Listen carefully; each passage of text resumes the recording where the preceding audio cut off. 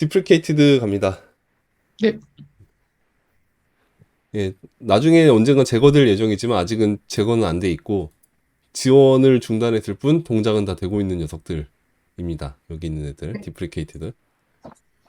음, 파인드 돔 노드는 클래스 컴포넌트에서 쓰는 겁니다. 그래서 요즘에는 거의 알 필요가 없겠죠. 어쩔 수 음, 없이 클래스로 작성되어 있는 기존 코드를 봐야 하는 경우에 그때 와서 요거를 참고를 하시면 되겠죠. 일반적으로. 네. 그런 회사들이 있으면 안타까운 일이지만, 네. 그러지 않기를 바랍니다, 여러분. 네. 아니, 음, 그런 운이, 그러니까, 그러지 않는 회사로 운 좋게 들어가시기를 기원합니다. 이미 들어갔는데 이미 클래스 컴포넌트로 다 돼 있으면 어쩔 수 없지 뭐. 어떻게. 열심히 하죠. 바꿔야지. 함수로 조금씩 조금씩 바꿔나가야지. 그 바꿔나가는 거를 조금씩 해보시면서 스킬업을 하시면 되겠습니다. 음, 주니어도 할 수 있을까요? 바꿔나가는. 그럼요. 네. 아, 그 구조상에서 사실 전부 클래스로 작성되어 있는 리액트 앱이 있다고 했을 때 가장 그 트리의 리프 구조 있잖아요. 제일 끝에 단계 있는 컴포넌트.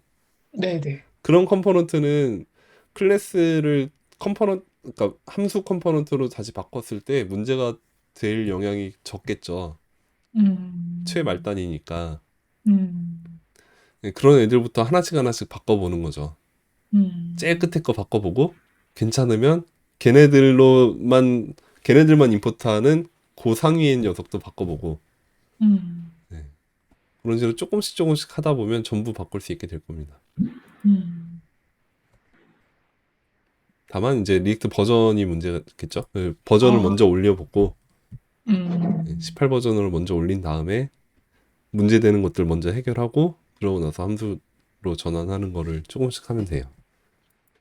점진적 마이그레이션을 주니어가 하시는 게 좋습니다. 음, 시니어들 안 하려고 할 테니까.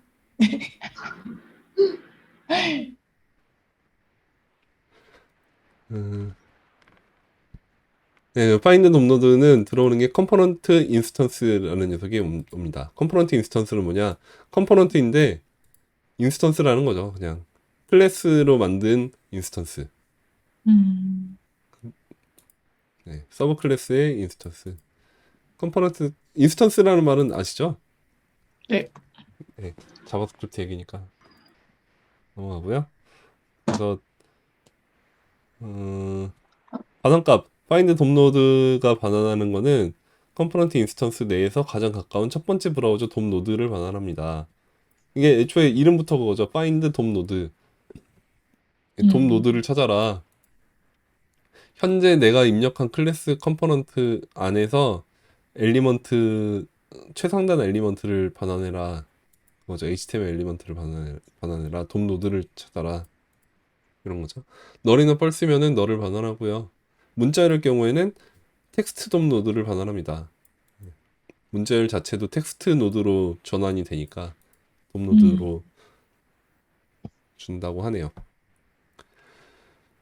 뭐 숫자는 어떤가요? 숫자도 텍스트로 인식되죠, HTML에서는. 그래서 똑같이 텍스트 돔 노드가 될 테고요.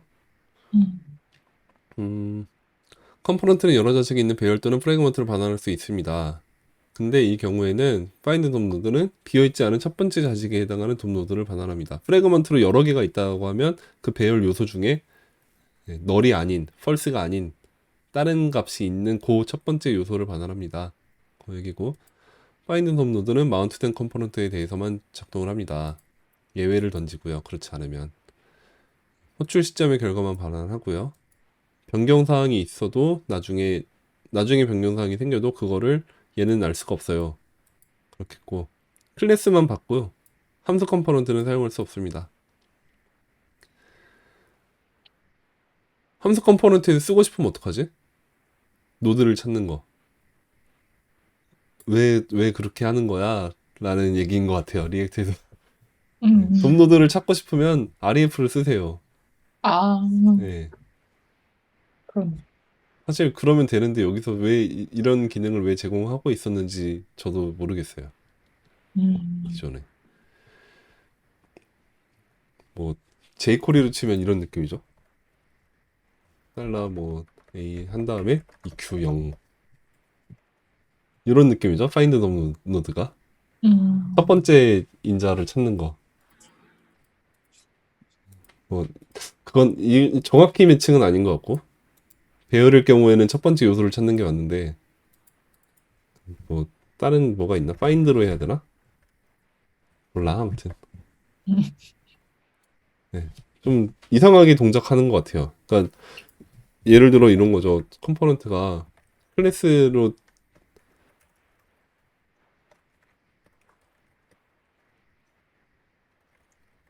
이렇게 짜여져 있을 때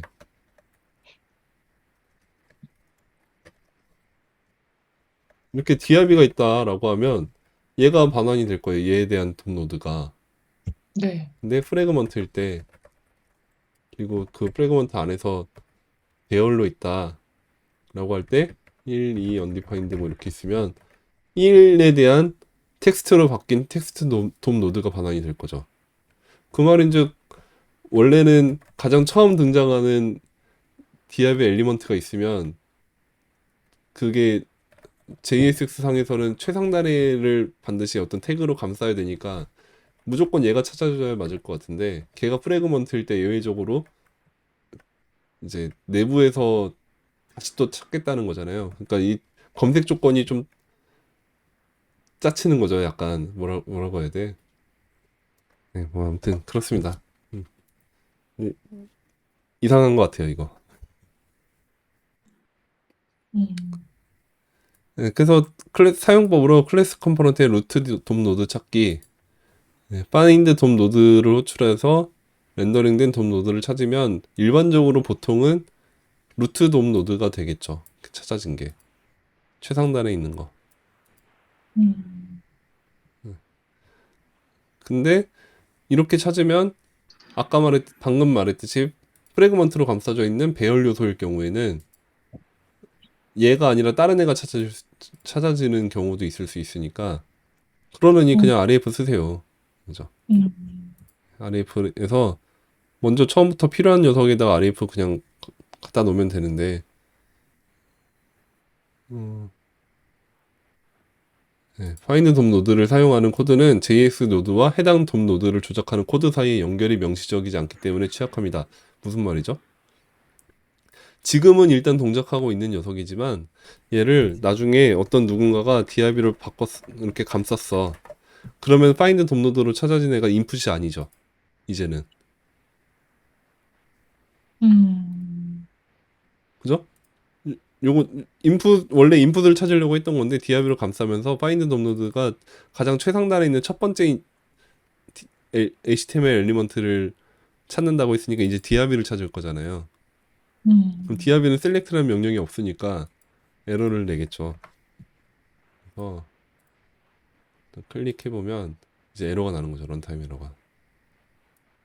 이진 아러 펑션. 아까는 이때는 됐는데 음, 이렇게 취약해진다라는 거죠. 뭔가 개발하면서 뭔가 코드가 바뀌는 상황이 발생을 하면 누군가가 바꿔놓으면 근데 바꾸면서도 아 이런 게 있었네라는 걸 인지도 못하고 바꿀 수 있죠. 코드가 길면. 네. 근데 그거를 명시적으로 해놓은 게 아니다 보니까 인지를 하기가 어려울 수 있죠. 음, 네, 그래서 파인드 돔노드를 쓰지 않고 REF로 해서 해놓으면 여기다 이제 디아비를 감싸도 아무 문제가 없겠죠. 얘는 딱 정확히 얘야라고 지침이 처음부터 되어 있으니까 누군가가 코드를 임의로 바꾸더라도 얘 뭐지? 이거 어디서 쓰는 거지? 하고 찾아볼 테고. 네, 그래서 음, 안정적인 코드가 되겠다. 여기고요. 펑션 컴포넌트에서는 유저 REF를 쓰면 됩니다. 위에서는 create REF를 썼을 거고요. 네, create REF. 그렇고 REF에서 자식 컴포넌트의 돔노드 읽기. 이럴 때 좀 쓰긴 했던 것 같아요. 파인드 돔노드로 디스를 줬는데 이거 말고 어디 갔지? 뭘 봐야 되지? 어, 네. 아, 여기는 지금 그렇죠. 리턴으로 해서 my input이라고 되어 있는데 my input이 HTML 엘리먼트가 아니니까 다시 my 음, input까지 가서 찾을 거예요. 요 find DOM 노드는 그런 거죠. 지금 auto selecting input이라고 하는 클래스 컴포넌트 안에 있지만 여기서 사용한 find DOM 노드가 찾는 결과물은 my input이 아니라 my input 컴포넌트까지 찾아가서 첫 번째 DOM 엘리먼트가 요거니까 요거를 반환하게 되겠죠. 음, 그러니까 원래 리액트는 위에서 아래로 흐른다. 그리고 위에서 다시 아래에 접근할 방법은 없고 아래에서 위에서 제공해준 REF만 가지고 접근할 수 있다. 그리고 그거를 뚫을 수 있는 게 포워드 REF가 있다. 뭐 이런 개념들이 좀 잡혔잖아요. 포워드 네. REF 본 게. 근데 이거는 지금 그런 거를 건너뛰고 위에서부터 밑에 그냥 있을 거야 라고 대충 지레짐작하고선 이거를 먼저 써버리고 있는 거죠. 음, 찾아내서. 요게 또 마이인풋에서 누가 바꿔버리면 이것도 또 깨지겠죠. 음, 그래서 이러지 말고 forward REF를 쓰세요. 명시적으로. 그래서 REF가 전달을 여기서 하고 이 전달받은 거를 여기서 forward REF를 가지고 제대로 매칭을 했는지를 확인할 수 있는 수단을 마련을 해놓고 안정적으로 갑시다. 이 얘기인 것 같습니다. 음, 그래서 함수에서는 use REF 쓰면 되겠고 이렇게 diab를 감싸면 깨질 수 있으니까 REF를 파이는 돔노드로 찾으면 어, 아, 요 칠드런이 뭔가가 있는데 div 얘를 감싸는 뭔가 바깥에서 얘의 사이즈를 알고 싶어 측정을 하고 싶어 크기 위치와 크기를 알아야 하는 경우가 있다. 그래서 어쩔 수 없이 파인드 돔노드를 쓰고 싶다라는 생각이 들 수 있는데 그럴 때도 그럴 때도 직접적으로 뭔가를 할 수 있는 건 아직까지 없으니까 이때는 예외적으로 파인드 돔노드를 쓰면은 좋을 수 있다. 뭐 이런 얘기인 것 같고요. 음, 근데 이 경우에도 여전히 함수에서는 REF를 여기다 주면 이 sum REF로부터 children으로 자바스크립트에서 접근을 할 수 있잖아요. 네. 그렇게 접근해서 사이즈를 체크를 하는 방식이 더 나을 것 같다. 이 얘기인 것 같고요. 그래서 얘는 그냥 그렇게 이런 애가 있었구나 라고 오늘은 가벼운 마음으로 계속 들으시면 되겠습니다. 뭐 네. 요즘 계속 그러고 있는 것 같긴 하지만 봅시다 그것도. 네. 네, 얘도 제거될 녀석이고 하이드레이트라는 녀석. 하이드레이트 뭐였죠? 삐쩍 마른 나무에 물 주기. 네, 음, 물 주는 거. 근데 하이드레이트라는 요 메소드 대신에 대체하는 하이드레이트 루트 뭐 그런 애들이 생겨가지고 예, 여기 하이드레이트 루트. 그래서 바뀌었습니다. 뭐 사용법은 뭐 거의 비슷해요. 네.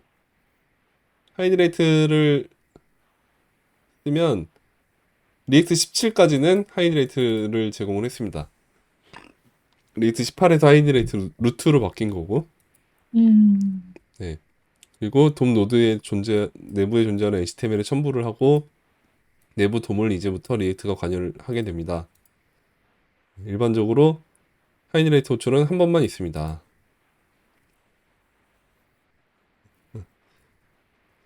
네, 기존 HTML을 렌더링하는 데 사용된 리액트 노드입니다. 일반적으로 리액트 17에서 렌더 투 스트링 같이 JSX가 됩니다. 리액트 노드, 돔 노드, 렌더링 할 돔 요소, 네, 그거고 컬백, 하이드레이트 된 후에 호출하는 컬백입니다. 너를 반환하고요. 주의사항, 렌더링된 콘텐츠가 서버에서 렌더링된 콘텐츠와 동일할 것으로 기대합니다. expect. 그래서 콘텐츠의 차이가 있을 때 그거를 리액트에서는 자체적으로 수정을 하고는 있지만 어쨌든 불일치한 거는 버그라고 생각을 하시고 수정하세요. 여기고요. 개발 환경에서는 그 불일치가 있을 때 경고를 해줍니다. 근데 뭐 상용에서는 경고가 나오지 않으니까 만약에 하이드레이션을 했는데 실제로 일치하지 않더라도 상용에서 뭐 돌아가는 데는 문제는 없는 거다. 음, 근데 그렇지만 어쨌든 불일치는 이 마크업의 유효성 검사를 하는 데 있어서 비용이 드는 문제가 있습니다. 그래서 비용이 드는 거를 어쩔 수 없이 포기를 하고 비교를 하지 않는다. 그래서 불일치할 경우에 어, 버그를 인식하고 수정을 하시는 게 좋겠습니다. 그런 얘기인 것 같고요. 음, 음, 네, 넘어가고 아이들의 도출 18에서는 크레이트 루트 렌더 쓰면 되겠고 서버에서 렌더링된 HTML 하이드레이트 하기. 리액트에서 하이드레이션은 서버 환경에서 이미 렌더링한 기존 HTML에 연결하는 방식입니다. 하이드레이션이 진행되는 동안에 리액트는 기존 마크업, HTML 마크업, 그냥 삐쩍 말라있는 마크업만 있는 나무에 물을 주는 거죠. 이벤트 리스너를 연결하고, 네, 이런 걸 연결을 하고 데이터들이 이제 리액트에서 주는 데이터로 바꿔치기 하고, 그 다음에 앱 렌더링을 이어받으려고 시도를 하게 됩니다. 완전히 빌드된 앱에서는 한 번만 하면 됩니다. 하나의 루트에 대해서만 하면 되겠고요. 일반적으로는 여기 처음에 그 index.js에서 한 번 만들어주고 나머지에서는 신경 안 써도 되는 거죠. 음, 네. 그 후로는 스테이트 쓰면 되겠고 상태를 관리할 때는 어쩔 수 없이 하이드레이션을 했을 때 불일치한 데이터가 있을 수 있습니다. 그런 경우에 이 오류 메시지를 나오지 않게끔 억제할 수도 있다고 해요. 네, 불가피하게 다른 의외로 타임스탬프 같은 경우 서버에서 온 데이터의 타임스탬프는 얼마였는데 클라이언트에서 다시 타임스탬프를 찍으면 값이 당연히 다르겠죠. 뭐 데이트.나오 나오 같은 거 찍었다라고 하면 이 값이 같을 수가 없죠. 네. 네, 그런 경우에 이런 문제가 생길 수 있는데 뉴 데이트도 마찬가지고 그럴 때 이런 거를 써주세요. 서프레스 하이드레이션 워닝 트루를 주세요. 합니다. 네, 탈출구로 사용하기 위한 것이니까 과도하게 사용하지 마시고 도저히 얘는 버그로 간주하고 수정하려고 해도 도저히 얘는 안 되겠다 할 때 그럴 때 예외적으로 넣어주면 되겠습니다. 서로 다른 클라이언트 및 서버 컨텐츠 처리 의도적으로 다른 것을 렌더링해야 하는 경우에는 렌더링을 두 번 하는 방식을 생각을 해볼 수 있겠습니다. 네. 이즈 클라이언트라는 거를 펄스로 넣어놓으면 서버에서 렌더링 할 때는 당연히 그냥 펄스일 테니까 그대로고 유즈 이펙 클라이언트에서만 그때 트루로 바꿔주면 바뀐 거에 의해서 얘가 트루가 되면서 렌더링을 다시 할 테고 클라이언트에서 네. 그래서 이즈 클라이언트가 표시가 되게 되겠죠. 즉 서버에서는 한 번만 렌더링이 될 거고 그때는 이즈 서버인 채로 나올 텐데 클라이언트에서는 처음 렌더링 할 때 이펙트가 실행이 되면서 펄스 트루가 되고 그때 일단 요거가 먼저 이즈 서버가 그려졌다가 두 번째 렌더링 할 때 얘가 트루가 되면서 여기도 이즈 클라이언트로 표시가 되게 되겠죠. 네. 네. 초기 렌더링에는 서버와 동일한 콘텐츠를 렌더링해서 불일치를 방지한다. 그러니까 처음에는 이즈 서버로 출력이 되니까 일치가 됐다가 클라이언트에서 바꿔치기를 한다는 거죠. 음, 네, 근데 어쩔 수 없이 두 번 렌더링 해야 되니까 속도가 느려질 수밖에 없겠습니다. 그래서 네트워크 환경이 속도가 느리거나 아니면 컴퓨터 자체가 느린 경우에는 사용자 경험이 안 좋을 수 있다는 거죠. 음, 넘어갑니다. 렌더는 이제 크리에이트 루트로 대체가 돼서 이것도 이런 녀석이 있었구나 라고만 하면 되는데요. 렌더를 호출하면 엘리먼트 넘겨주고 돔 노드를 넘겨주는 방식이죠. 아까 뭐 비슷한 것들이 있었죠. 그 여기 크리에이트 포탈도 그런 식으로 썼죠. 음, 근데 일반적으로는 루트 컴포넌트에 렌더 호출 하나만 있습니다. 근데 여러 개를 리액트를 여러 개 쓰고 있는 그 일부에 불과한 경우 다른 환경에서 리액트를 일부에다가 넣어서 쓰고 있는 경우에는 렌더를 여러 군데서 쓰게 될 수도 있다. 그 얘기고 리액트 노드 앱과 같은 JS 조각이 오겠고 크리에이트 엘리먼트를 만든 엘리먼트도 괜찮고 문자열, 숫자, 널, 언디파인드 등도 괜찮습니다. 돔 노드, 돔 엘리먼트고요. 거기에 이제 리액트가 관여를 하겠죠. 그 안에서만. 컬백은 선택적으로 이제 돔에 배치가 완료된 후에 호출하는 컬백 함수고요. 보통 널을 반환하고 인스턴스를 반환한다고 합니다. 클래스인 경우에는 리액트 18에서는 렌더가 크레이트 루트로 대체되었습니다. 그래서 크레이트 루트를 쓰시면 되겠고요. 크레이트 루트는 사용법이 순서가 바뀌었던 것 같아요. 돔 노드를 먼저 쓰고 그 다음에 리액트 노드를 쓰는 식이었던 것 같아요. 왜 그렇게 했는지는 리액트 개발자한테 물어봐야 될 것 같아요. 네, 순서를 왜 바꿨을까? 음, 바뀐 걸 더 명확하게 드러내려고 일부러 의도적으로 그랬나? 동작이 안 되게끔 만들어서 이것만 바꾸면 되지 뭐 하고서 바꿨는데 왜 안 되지? 하고선 한번 와서 읽어보게 하려고 매뉴얼 한번 읽으세요 이런 목적이지 않을까? 안 그러면 그냥 요 텍스트만 렌더에서 크리에이트 루트로 바뀌었대 라고 그렇구나 하고 크리에이트 루트로만 바꾸고 되길 되면 매뉴얼 굳이 안 볼 거 아니에요. 네. 아닙니다. 네. 헛소리였고요.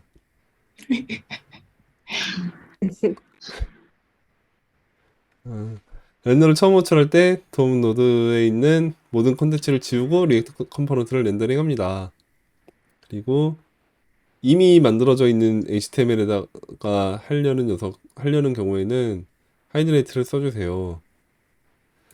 동일한 돔 노드에서 렌더를 2번 이상 호출하면 돔을 업데이트합니다. 근데 이전에 렌더링된 트리와 매칭을 해서 재사용할 수 있는 부분과 다시 만들어야 할 부분을 결정하고 그렇기 때문에 이거는 스테이트에서 셋 함수를 하는 것과 비슷하게 불필요한 돈 업데이트를 하지 않는다. 그러니까 렌더도 그렇고 크레이트 루트는 좀 다른 얘기인 것 같고 렌더에서는 그렇게 한다고 합니다. 네. 네, 똑같은 얘기고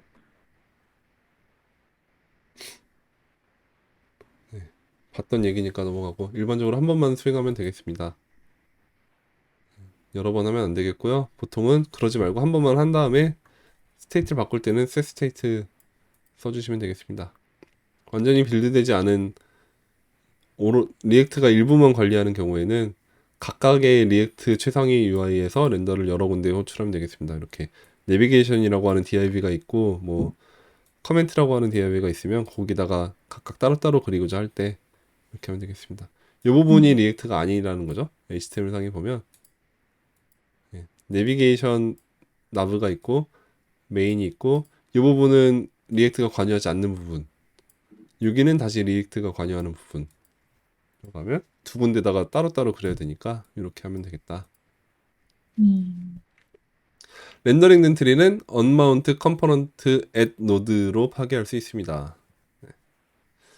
렌더링된 트리 업데이트하기 렌더를 지금 2번 하는 거를 이렇게 셋 인터벌로 구현을 해봤어요. 지금 1초에 한 번씩 렌더 명령을 다시 때리고 있습니다. 이 루트에다가 그러고서 앱 카운터에 i를 넣어주고 있고 i를 계속 1씩 증가를 시키고 있네요.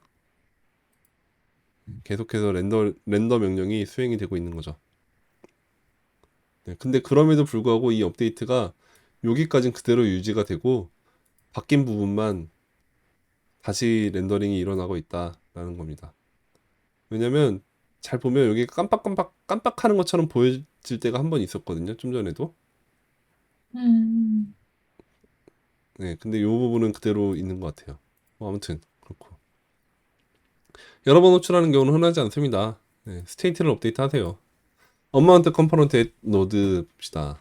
얘는 아까 뭐였죠? 렌더로 한 명령한 그 녀석을 파괴시키는 거. 도움에서 제거하는 거. 그 녀석인데, 디프리케이트드 됐고, 이제 리액트 18에서는 root.onmount를 쓰면 되겠습니다. 그거고요. 크리에이트 루트를 해서 걔를 변수에 루트라는 변수에 담아놓고 그 root.onmount로 하면 된다. 여기고 onmount 컴포넌트 노드는 그 노드를 지정해주고 그 노드에 있는 리액트를 전부 파괴한다. 마운트가 해제된 경우 true를, 그렇지 않으면 false를 반환합니다.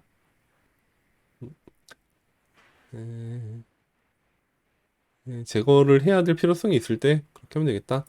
리액트를 렌더를 했다가 파괴를 한다. 요거죠. 끝!